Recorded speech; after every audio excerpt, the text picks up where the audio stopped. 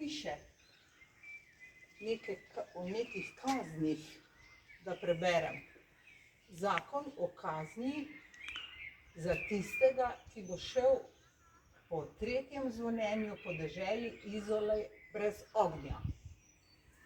Določimo, da ne sme iti noben moški oziroma nobena ženska po noči po tretjem zvonjenju po deželi Izoli brez ognja, sicer naj plača 10 soldov oziroma več ali manj po volji gospoda podestata. A tako piše to? Ja, tako, to je en zakon. Izgleda, da tukaj še drug zakon. No, pa poglejmo, kaj piše tukaj. No, da še tu vidimo. Zakon o vejah, ki visijo nad sosedovo zemljo. To je zanimivo tudi za današnje čase, da vidimo, kako so takrat določali. Če bo imel kdo drevo, ki daje sadeže ob zemljišču svojega soseda, naj bo sosedu dovoljeno nad tistim zemljiščem, kjer visijo veje, nabirati sadeže z roko, pri čemer mora stati na tleh in ne plezati na drevo.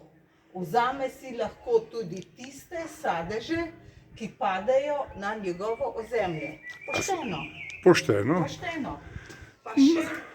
Pa še en zakon, da vidimo. Ti zakoni iz preteklosti bi mogli še danes veljati.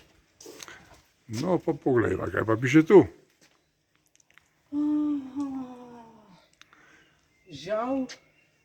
Žal pa italijansko ne znam. Pardon. Odlok o kazni za tistega, ki bo s čaranjem ali s hudičevimi zvijačami povzročil, da bi koga prevzeli nenadna ljubezen ali sovraštvo do koga drugega. Če bo kdo s čaranjem ali s hudičevimi zvijačami dosegel ali povzročil, da bo koga prevzela nenavadna ljubezen ali sovraštvo do koga drugega in bo zato obsojen ali bo to priznal, ga je treba prebičati in ožigosati z razžarjenim železom. Če pa bo zbežal, naj bo za vedno izgnan iz komune. Izole verjetno. Izole, zagotovo Izole.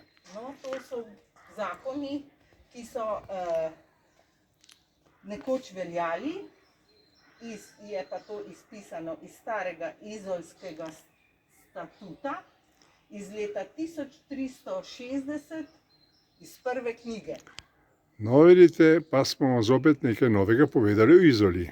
Lepo se imejte in pazite nase.